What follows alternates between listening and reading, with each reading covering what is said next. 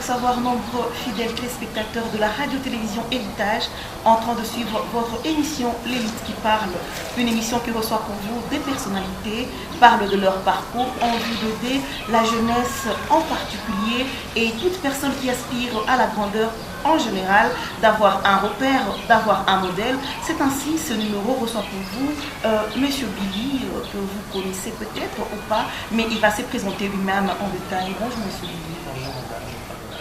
Voilà, votre téléspectateur en train de vous suivre. Si on vous pose la question de savoir qui est Monsieur Billy, que vous direz? Merci beaucoup tout d'abord de m'avoir invité. Je vous en prie. C'est un honneur pour moi de venir dans cette émission que vous appelez Élite. Je pense que c'est une grâce d'être là. Monsieur Billy Makela Ekongo. Je suis licencié en sciences économiques sur marketing. Je suis agent marketing ou marketing manager d'une entreprise de télécommunications de la place, ici au Katanga. Je suis promoteur d'un événement culturel qu'on appelle Katanga Awards. C'est un événement qui remet des trophées à toute personne vivant au Katanga qui s'est distinguée pendant l'année en cours. Je suis aussi éditeur du magazine Excellence. C'est un magazine sous forme de revue, comme vous le connaissez, qui est spécialement dans la culture ainsi que dans les portraits des jeunes qui émergent, comme vous, comme Pamela, qui nous invitent. Excellence Magazine peut aussi faire un portrait sur vous pour parler de tous les invités que nous recevons. Et je donne aussi cours à l'université, à l'Institut supérieur de statistique, l'ESIS, le cours de marketing. Donc en général, c'est un peu ce que je fais. Et tous les jours, je suis aussi opérateur culturel, je soutiens la culture en général. Monsieur Billy, je suis apparemment, vous êtes trop jeune par rapport au je suis que vous énumérez ici. C'était comment d'abord votre enfance? Vous l'avez passé comment? Ah, mais comme tout le monde, hein, par la grâce de Dieu, j'ai étudié. C'est vrai qu'on a commencé un peu, bon, pas jeune, mais parce qu'on le dit, si tu as très bien étudié, l'école secondaire, je crois qu'à 18 ans, tu peux déjà finir tes études secondaires. Je pense que j'ai respecté ce parcours. Et puis, pratiquement 22, 23 ans, si tout va bien, tu finis ta licence. Donc, moi, par contre, j'ai fini mon graduat premièrement. Et j'ai commencé à travailler dans cette société de télécommunications. Et j'étais très jeune, je pense 23, 24 ans. Et de là, j'ai travaillé comme tout le monde, hein. On était dans les agences, dans les services clients, on s'est battu, on est devenu team leader, chef d'équipe, et nous sommes venus ici pour représenter la province, pour représenter le marketing du Canada. Et je me suis inscrit le soir, donc le matin j'étais au travail, le soir j'étais à l'IEC soir. J'ai fini ma licence pendant que j'étais déjà travailleur quelque part. Parce qu'on se disait, on ne se limite pas par ce qu'on a déjà, on a une vision encore plus large, c'est ça qu'on a encore étudié, et c'est là que j'ai eu la licence pendant que je travaille. Et c'était quand vous étiez petit, là, vous disiez que vous étiez pilote? Je rêvais d'être avocat. Et aujourd'hui, vous vous retrouvez dans le marketing. C'est passé comment? Bon, c'est vrai que j'ai commencé à Kinshasa, à l'université Profession Cotonou, où j'ai commencé le droit. Malheureusement, on a eu des difficultés au niveau des finances, mes parents n'avaient plus d'emploi. Du coup, j'ai fait 2 ans sans pouvoir payer, je crois, $300 c'était l'université. Je n'ai pas pu payer l'université. Et je suis allé à l'IEC où ça coûtait un peu moins cher. J'ai aussi arrêté pour ce problème de fait académique parce que c'était difficile. Et après, je me suis décidé de travailler dans un cybercafé qui m'a permis à payer mes études. J'étudiais le matin, je crois de 8h à 16h, et puis le soir de 17h à 22h30, j'étais dans un cybercafé où j'aidais tout le monde. À l'époque, l'Internet venait à peine de commencer, je crois en 2000, donc c'était pour nous l'opportunité d'encadrer tout le monde, la jeunesse, les sites, comment créer des sites et les formations comme ça. Et c'est grâce à ce cybercafé-là qui m'a permis à économiser pour payer les $120 à l'année. En tout cas, fidèles téléspectateurs, si on veut, on peut. Vous venez de suivre vraiment là, parce que là, beaucoup de jeunes se disent déjà, mes parents n'ont pas assez de moyens pour me payer l'université, ils arrêtent quelque part pour faire n'importe quoi, mais voilà. L'élite de ce numéro est en train de vous expliquer comment il a dû économiser pour se payer les études universitaires. Et là, c'est encourageant. Oui, monsieur Bigné, quand vous faites ça, qu'est-ce que vous aviez en tête? Vous rêviez un jour devenir ce que vous êtes aujourd'hui? Bon, vous savez, Madame Pamela, dans la vie, rien n'est... Tout est simple, mais c'est pas assez difficile si on a des ambitions. Moi, je pense que la première des choses, c'est de savoir qu'est-ce que je dois faire. Et lorsque vous avez déjà cette idée-là, vous devez maintenant vous mettre des objectifs à atteindre et les moyens comment les atteindre. Ouais. Et il y a plusieurs techniques à arriver à atteindre les objectifs. Des fois, je partage avec des amis les 15 qualités de devenir entrepreneur. Donc il y a des qualités comme ça que vous pouvez vous fixer, essayer de respecter pour atteindre. C'est pas si difficile que ça, mais ça demande beaucoup de volonté, beaucoup de passion, beaucoup d'ambition, vous avez l'amour de ce que vous voulez et vous vous sacrifiez pour atteindre l'objectif. C'est comme le chrétien qui se sacrifie pour espérer aller au paradis. Donc il y a beaucoup de parcours à traverser et si vous êtes déterminé, vous êtes confiant, pourquoi pas? Pourquoi pas? Merci beaucoup, chers téléspectateurs. C'est votre émission L'élite qui parle, qui reçoit pour vous deux personnalités pour aider à toute personne en général et en particulier la jeunesse d'avoir un repère. Et encore, je vous dis toutefois que cette émission, c'est une école. Là, vous êtes dans une école, monsieur Billy. Vous avez dit 15 qualités pour, je ne sais, réussir dans la vie au roman, être entrepreneur. Si voilà. Déjà, vous pouvez nous énumérer quelques qualités. Bon, rapidement, sans peut-être entrer en détail pour le temps. Premièrement, pour être entrepreneur, il faut être déterminé. Comme j'ai dit, voilà, vous dites, moi, je veux avoir un salon de coiffure. Je veux avoir un salon de coiffure et je vais avec ce salon de coiffure pour hommes. Je parle d'hommes, pas seulement des femmes, parce que les femmes, ça demande assez beaucoup. Pour hommes. Et je veux construire ma famille, me marier, construire une maison, vivre comme des cadres uniquement avec mon salon de coiffure. Cela est possible. Il faut être déterminé, ne pas avoir peur de manquer de l'argent. C'est la première des choses. Moi déjà je n'ai rien. Comment je vais imaginer? Donc si vous êtes déterminé, vous enlevez cette peur de manquer de l'argent pour commencer.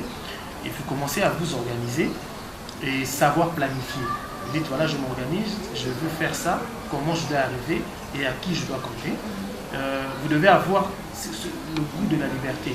Donc être ouvert d'esprit, dire je ne me limite pas. Je sais que ça sera difficile, mais j'ai l'esprit ouvert. Vous devez être discipliné dans ce que vous allez faire parce que pour arriver à vos fins, il faut être discipliné dans beaucoup de choses en vous-même, dans les dépenses, dans les sorties. Donc vous vous sacrifiez. Il faut avoir la confiance de soi. Vous dites voilà, je suis capable. Parce que beaucoup, on se dit bon, moi je ne voulais pas faire ces études-là, c'est mes parents qui m'ont exigé. C'était pas vraiment ce business-là, j'ai suivi seulement mon frère. Et puis on échoue parce que bon, j'ai vu mon ami, ça marchait chez lui, c'est pour ça que j'ai essayé. C'est tout ça qui nous tue. Donc si vous avez cette confiance en vous, vous savez que c'est que je fais, même si ça ne marche pas aujourd'hui. Le fait que vous avez confiance en vous, vous savez que je vais atteindre l'objectif. Alors, rien dans la vie ne peut marcher sans la société.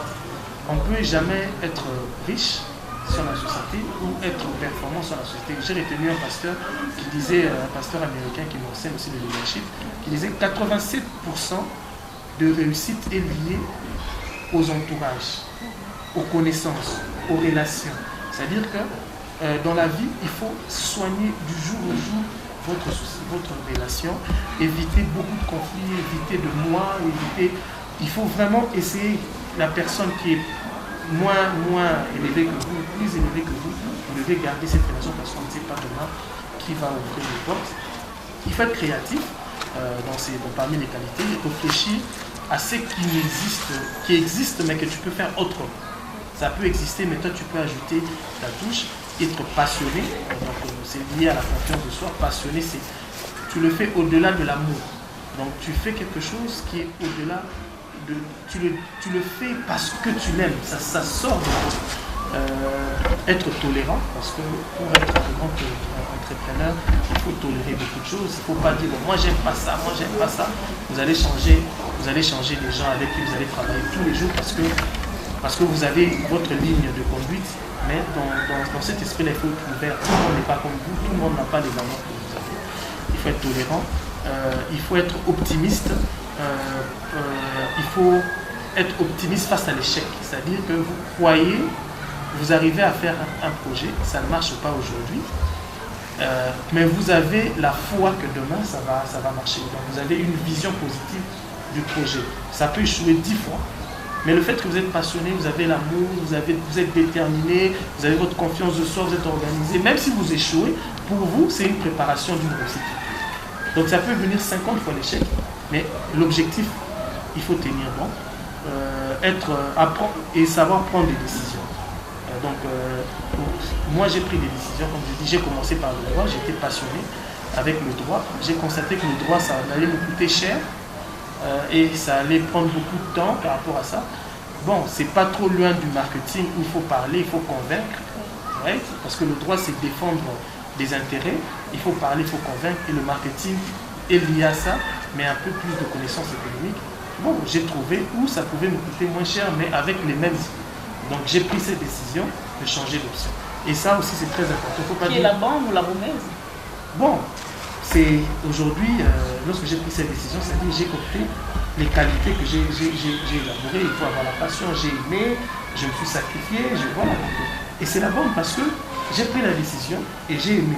Je suis entré dans la logique. Et tout ce que vous dites, vous les aviez lu quelque part, vous les aviez appris à l'université, comme vous nous parlez de la foi parce que vous priez beaucoup, vous suivez un pasteur quelconque, ou c'est venu comment en fait? Parce que vous le parlez tellement bien avec conviction que c'est comme si vous le viviez. Bon, comme je n'ai pas fini, juste après être payé à la formation. Okay. Parce que la formation, nous, au Congo, nous, lorsque nous étudions, c'est pour réussir et passer de classe. Lorsque nous étudions, c'est à tout prix réussir de n'importe quelle manière. Si je connais le prof, si je connais le CP, il y a les pistons. Donc l'objectif, c'est je me limite à mes cahiers, un point à trait. Nous n'entrons pas en détail dans les bibliothèques, sur Internet, pour apprendre. Parce qu'il y a beaucoup de choses que nous vivons dans la vie active qui n'ont pas été données à l'université. Là, c'est la base, mais la formation en continu. Tous les jours, vous regardez d'autres journalistes, vous regardez d'autres présentateurs à l'extérieur du pays, vous lisez, ça vous permet d'avoir une idée sur votre vision. Donc, la formation personnelle et la formation académique, comme tout le monde, si vous n'avez pas la chance d'étudier, mais vous pouvez aussi vous former autrement dans tout ce qui est professionnel. La formation est très importante. Et la décision de déléguer, c'est-à-dire que, vous voyez, à un moment donné, vous avez beaucoup de charges et que vous voulez tout prendre à vous.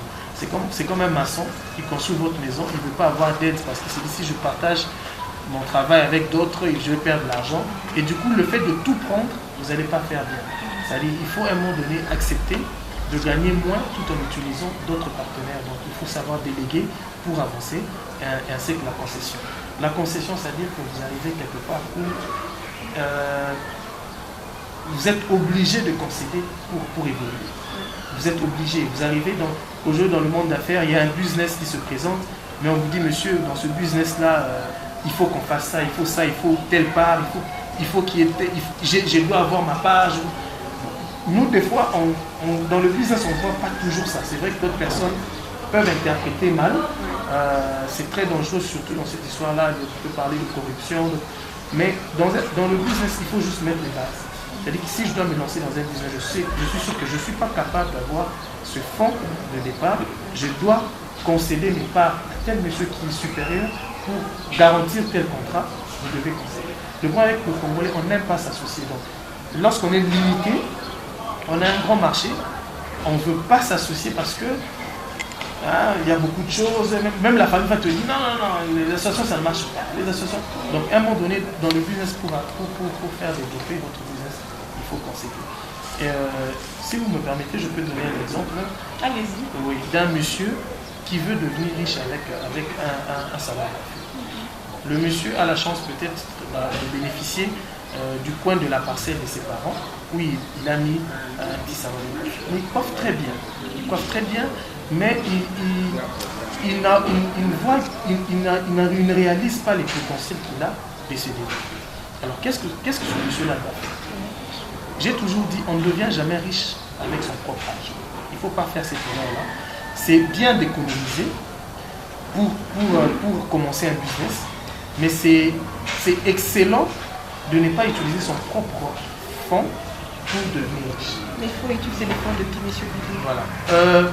Vous savez, toutes les grandes entreprises que vous voyez au Congo, généralement, ce n'est pas leur argent. Soit ils prennent l'argent dans des banques, ou soit ils s'associent dans des banques. Vous comprenez, on est moi, Madame Pamela, Madame Esther, Madame Lydie, on s'associe, on dit voilà, nous allons faire un certain nombre, vous donnez 100 $, vous donnez 200 $, vous donnez 300, et nous mettons sur des papiers des parts bien établies. Pourquoi je le dis? Parce que nous allons nous contrôler. Nous serons rigoureux parce que nous devons à chacun quelque chose. Si c'est votre argent, il y a urgence, il y a maladie, il y a fait de mariage, et c'est mon argent. Et c'est comme ça que nous retournons parce qu'il n'y a pas cette sérénité. Si ce n'est pas votre argent, c'est la banque. Ne vous inquiétez pas, on a beaucoup peur. Moi, je ne travaille pas dans les banques, mais nous avons peur de la banque. On se dit, les banques, on n'a pas d'argent. Je ne fais pas la promotion des banques. Mais qu'est-ce qui se passe pour obtenir de l'argent dans une banque? Là, il faut un business plan. Un business plan, c'est un plan d'action que vous allez établir pour présenter n'importe quel projet. Vous êtes déterminé dans votre projet. Vous savez démontrer à la banque l'importance que votre projet détient et comment vous allez le rembourser. Évidemment, vous devez, si vous n'avez pas des gages à faire, il y a des montants comme un monsieur qui a besoin de 5 000 $ pour un salon de coiffure. Il peut juste amener des gens qui peuvent croire en lui. Il y a certainement un vieux du quartier qui coiffe, qui travaille à Héritage TV, qui peut venir signer, voilà, je suis garant, au cas où il ne paye pas, il peut signer, le monsieur peut signer. 2 ou 3 personnes, le monsieur peut acheter un document patente, je ne sais pas, avec le WADA, ils ont changé le document, une patente qui coûte 20 à 30 $ à la commune, il constitue son dossier, il dit voilà, je viens à la banque, j'ai besoin de 3 000 $ pour aménager mon salon qui est déjà existant. Je mets peut-être des vitrines, je mets un climatiseur, je mets quelques petits carreaux, des belles chaises et tout. Et tu signes, je dis voilà, je vais rembourser ça dans peut-être 250 $ le mois, ou 3 000 $. Et le monsieur qui coiffe les gens 1 500 francs par jour. Et généralement, il a 15 à 20 clients par jour, avec le 1 500. Alors, il fait aussi la partie marketing qui est très importante pour n'importe quel business. Il essaie de faire des petits papiers, il contacte chaque porte. Monsieur, moi je suis coiffeur du quartier. Ce sont des choses qu'on ne voit jamais. Hein, vous venez à un monsieur qui parle bien, il est bien habillé, madame, le soir, papa, maman, moi je suis coiffeur du quartier, je coiffe bien, voilà. Je vous propose tous mes services. Si vous avez 4 enfants, papa, vous-même, vous avez un neveu, ça fait déjà 5 personnes dans la famille. Est-ce que vous pouvez venir, c'est combien? Non, chez moi c'est 3 000. Il augmente parce qu'il sait qu'il a le doigt. C'est 3 $. Il le fait à 10, 15, 20 maisons et il commence à fonctionner. Et s'il a 10 clients à 3 $, donc il a 30 $. Il a 30 $ par jour. Donc le 30 $ fois 30 jours, il a pratiquement 600 $. Voilà, chers 600 $, il peut rembourser les 250. Monsieur Billy est en train de vous proposer des histoires tellement bien que, chère jeunesse, si vous le mettez en pratique, ça vous serait bénéfique. Monsieur Billy, ce que vous dites là, c'est tellement théorique. Est-ce que vous pensez que si un jeune le met en pratique, ça va tenir? Parce qu'à la banque, oui, hormis le gage, hormis de personnes qu'il faut amener pour témoigner, il ne suffit pas seulement d'amener ces personnes. Au bout d'une année ou de 2 ans, si tu ne réunis pas cet argent, bon, il y a tellement de conséquences qui vont suivre que les gens se réservent un peu. C'est comme ça que je dis, dans le business, il y a la détermination, il y a le sérieux, il y a la discipline, il y a la discipline. Si je le dis, c'est parce que j'ai appliqué ça. J'ai fait appliquer aux autres. Hein, d'autres personnes qui peuvent avoir des maisons de couture où il fallait peut-être acheter des machines industrielles, il fallait recruter, et il fallait prendre l'argent. Donc ça s'est passé exactement comme je le dis, et c'est pas impossible. Madame, déjà, est-ce que pour quelqu'un qui coiffe bien, c'est difficile qu'il puisse réunir 10 têtes par jour? Il peut même engager 2 personnes qui doivent assister. Mais le problème c'est quoi? Le même jour qu'il coiffe, le même jour il va au coin, il achète la bière, le même jour il y a une petite au coin là, il faut des unités, le même jour, bon, il y a un peu tout ça. Et du coup, bon, finalement, demain je vais encore travailler. Mais si vous savez que la banque m'attend à la fin du mois, le vieux là, j'ai des garanties, et le monsieur, directement, la discipline va naître de soi. C'est pour ça que j'ai dit, on est épanoui avec l'argent de tout, parce que ça ça vous forme de soi. Donc vous avez un risque en permanent. Et je vous dis, madame, vous allez vous réveiller très tôt, vous allez dormir très tard. Vous comprenez? C'est-à-dire que être indépendant, avoir l'esprit ouvert, vous êtes travailleur plus que nous qui travaillons chez les gens. Parce que vous devez rembourser l'argent des gens. Donc vous êtes obligé d'aller même supplier des gens pour coiffer. Vous êtes obligé de fois de concéder. Bon, j'ai seulement 1500, bon, je coiffe seulement. Vous voyez que j'ai même 15 clients au lieu de 10. Comprenez? Pour essayer de comprendre. Donc vous allez concéder, vous allez même former d'autres petits, parce que s'il y a maintenant beaucoup de clients, vous êtes obligé de former d'autres petits qui doivent travailler pour vous. Et du coup, si vous avez aussi 100 $ par mois, vous remboursez 250, vous payez le petit là 70, 50 $, vous avez un 200, vous remboursez et vous gardez. Merci beaucoup, M. Billy. On va y revenir. Rentrons un peu dans ce qui vous concerne. Votre parcours professionnel, c'était comment, c'est arrivé comment, pour que vous soyez là où vous êtes aujourd'hui? Bon, j'ai eu la chance de travailler dans une société où on ne donne la chance qu'à ceux-là qui donnent le meilleur de soi. Donc, les frères, chez nous, comme les gens l'imaginent, il n'y a pas de piston ni de connaissances. Moi, je suis entré dans ma société. Après, comme je vous ai dit, je travaillais au cyber, j'ai eu mon graduat.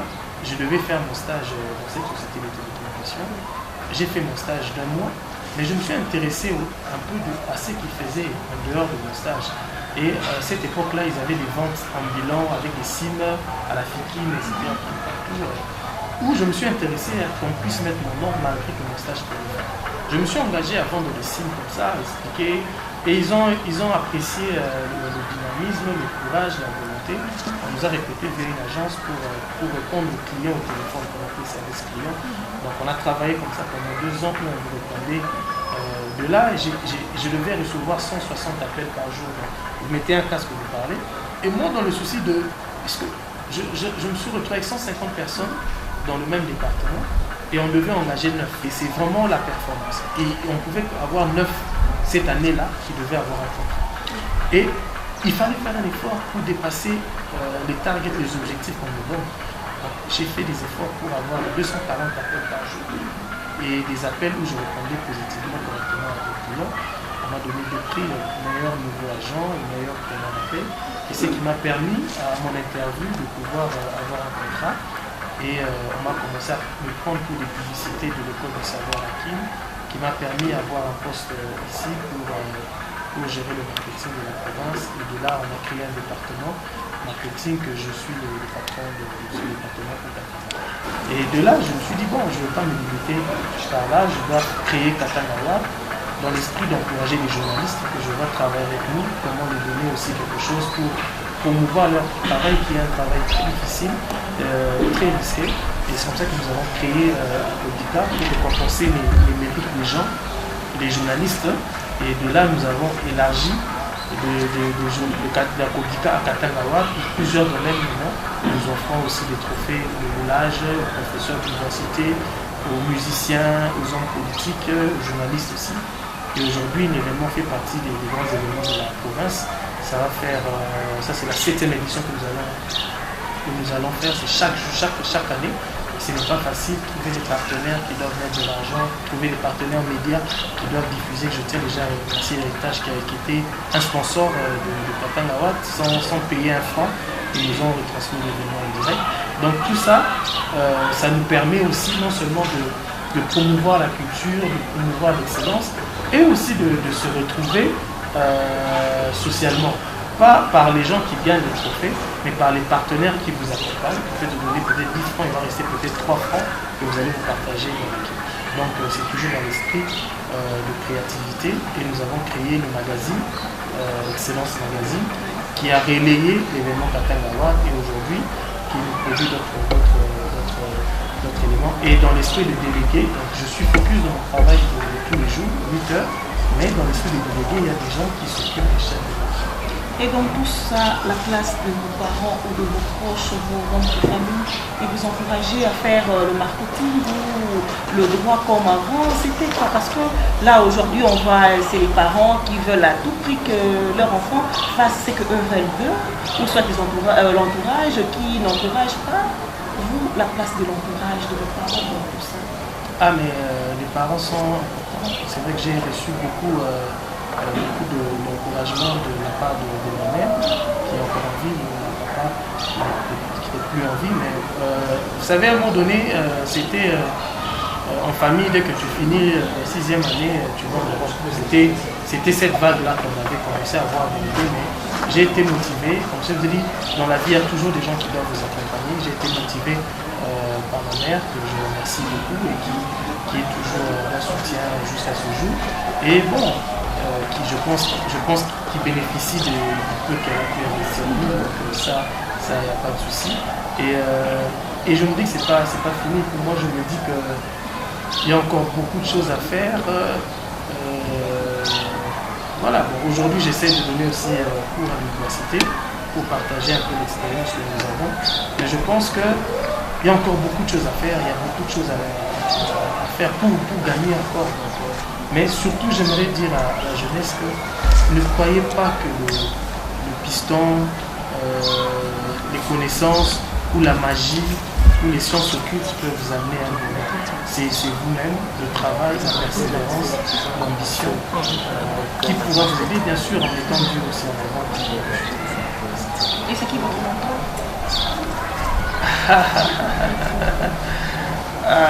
Bon, le mentor, c'est tout ce que je vois, toutes les personnes qui font du bon boulot, toutes les personnes qui sont ambitieuses, les autorités de la place, les grands hommes d'affaires, toute personne, même le plus jeune. Il y en a plusieurs à Lubumbashi qu'on voit émerger et nous souhaitons être comme eux. Donc, je n'ai pas un mentor fixe, mais toute personne qui peut t'encourager à aller de l'avant, je pense que je vais faire. Et Katangawa, vous comptez arrêter ou vous comptez aller jusqu'à l'impunité? Non, Katangawa, pour nous, notre souci, c'est que ça soit une institution qui doit rester pour la province, qui doit être organisée, disons, protégée par le ministère de la Culture. Donc à ce jour, nous avons le soutien du ministère de la Culture qui doit accompagner. Nous espérons que ça va rester, même si nous ne serons plus en vie. Nous espérons que ça sera un événement comme les MTV Awards, comme les festivals de Cannes, qui pourront rester, qui seront bien organisés et améliorés. Seulement qu'il faut que nous-mêmes, au Congo, que nous puissions valoriser ça. Parce que lorsqu'on voit comment les gens donnent la valeur au festival de Cannes, nous-mêmes localement ici, les gens diffusent ça sans problème. Mais si c'est facile de Katangawa, il faut que l'héritage seulement vous aide ou les autres chaînes partenaires à Katangawa qui vous aident à organiser. Les autres vous exigent beaucoup, mais qui vous exigent beaucoup, qui ne vous permettent pas, qui ne vous accompagnent pas. Il faut que ce soit cette affaire de tout le monde. Tout le monde vient amener sa part de contribution parce que le souci c'est que ça reste. C'est comme ça que le nom est même Katanga. Bon, on espère que ça va rester, que ça va continuer des années, même sans nous que ce soit une institution. Merci. Chers téléspectateurs, c'est votre émission L'élite qui parle qui reçoit pour vous deux personnalités. Aujourd'hui, c'était M. Billy. En tout cas, je pense que vous avez bénéficié de beaucoup. Il vous a donné le secret de la réussite dans la vie. Il vous a énuméré tas de choses que vous pouviez mettre en pratique et réussir dans la vie. M. Billy, on est déjà vers la fin de cette émission. Un dernier mot d'encouragement à la jeunesse et à toute personne qui aspire à la grandeur, qui veut devenir grand, et d'autres qui ont tant d'ambition mais qui ne savent pas encore le réaliser. Alors, ce que moi je peux dire en un mot, c'est que pendant qu'on étudie, nous devons déjà avoir une idée de ce qu'on doit faire, pas forcément en tant qu'employé, mais en tant qu'employeur. C'est-à-dire que moi-même, qu'est-ce que je peux faire comme business? Déjà maintenant sans argent. C'est possible de devenir riche sans argent. Si tu veux devenir riche sans argent, il faut déjà maintenant savoir exactement, point par point, ce que tu dois faire pour bénéficier, pour rentabiliser. Donc il faut que chaque jour que tu te réveilles, que tu te dises que voilà, moi je dois atteindre tel objectif, je dois devenir une grande vendeuse d'habits pour enfants. Déjà dans ta tête, tu sais comment est-ce que tu vas commencer, où tu vas l'acheter, à qui tu vas le vendre, comment tu vas le vendre, à quelle période tu vas le vendre et à quel prix tu vas le vendre. Donc si nous avons déjà ça dans l'esprit tous les jours, je pense que tout commence par la préparation. P plus O égale S, c'est-à-dire préparation plus opportunité égale satisfaction. Mais là, il y a bien que les spectateurs qui se disent, monsieur, mais tout le monde n'est pas appelé à être commerçant. Non, mais tout le monde n'est pas appelé à être commerçant. Tout le monde aussi peut devenir caméraman, c'est-à-dire le caméraman qui va risquer à Moutouaba, aller prendre des images super pendant une guerre avec sa vie et vendre des images à des milliers, à CNL et machin. Donc c'est une vision. Et tout se limite pas seulement au business. Le caméraman, peut-être les gens ne le considèrent pas, mais c'est un métier où je connais beaucoup à l'étranger, se sont enrichis rien qu'avec des images, mais il faut avoir l'ambition. Qu'est-ce que je dois présenter qui pourra me rendre présenter un projet pour filmer un mining, leurs actions sociales. Tout ça, c'est dans la tête. C'est pas forcément le commerce. Moi, je suis pas commerçant. Je fais Katanawa, je fais le magazine, et je pense que petit à petit, Dieu nous aide quand même à essayer de. Donc, je pense que la première des choses, c'est de faire ce que tu aimes, tout d'abord, pas ce que tu as vu. L'autre a fait, a réussi. Ce que toi tu aimes et ce que tu penses que c'est pour toi, c'est fait pour toi. Si Wenge est ce qu'il est, si le frère Atoms est ce qu'il est, c'est parce que Dieu a utilisé tout d'abord ce qu'ils ont et ils ont aimé, et ce ne sont pas des commerçants. Il ne faut pas qu'on se disperse. Aujourd'hui, il y a que des stations d'essence, il n'y a que des cybercafés parce qu'on a vu une station ici, tout le monde veut faire des stations. Et finalement, parce qu'on a vu tel a réussi, tout le monde veut avoir un taxi, tout le monde veut avoir un taxi-bus. Et finalement, vous allez dire, bon, moi j'ai fait un taxi, ça n'a pas marché. Peut-être parce que tu as suivi, peut-être c'est pas ce que Dieu a donné en toi. Découvrons nos talents, exploiter ça, même si tu es cordonnier, tu es tailleur, tu es coiffeur, tu es journaliste. Dans le meilleur de toi, de ce que toi Dieu t'a donné, tu vas réussir. Merci beaucoup, M. Billy. C'est à moi de vous remercier. Le plaisir est pour nous de vous recevoir dans cette émission L'élite qui parle. Chers téléspectateurs, M. Billy a tellement des histoires à dire. Je vous promets qu'on va le répondre. Il va continuer à vous donner le secret, donc à vous divulguer le secret, à vous dire comment s'est comporté pour réussir dans la vie. Merci donc à vous pour l'attention soutenue à cette émission L'élite qui parle. Là, je dis merci à notre ami Jérémy qui nous est venu de la RTNC Kinshasa, à David Ngalamouné et à Gaël Kamani pour le montage de cette émission. Merci et à la prochaine.